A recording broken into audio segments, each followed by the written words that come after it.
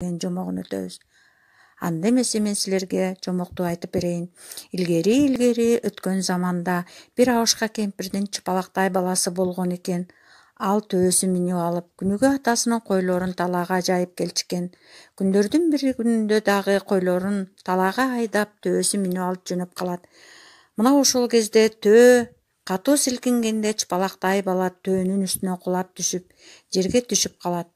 Күндүн ысыгынан чыпалактай бала аябай ысып, талмуурсуп, чоң жалбырактын түбүнө жатып уктап кетет.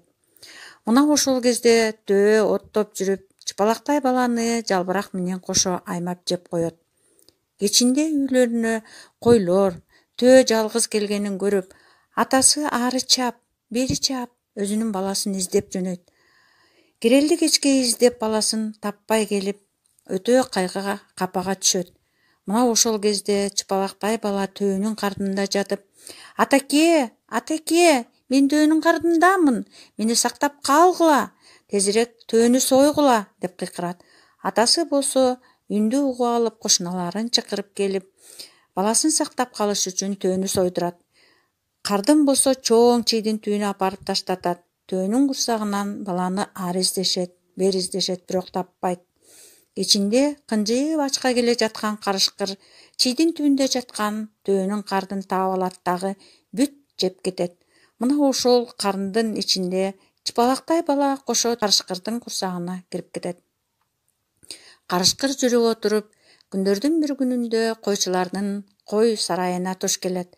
Койлоруна кол салайын деп жатканда чыпалактай бала: "Эй, койчулар, тезирээк тургула, ойгонгула. Карышкыр силердин койлоруңарды жеген жатат" дейт.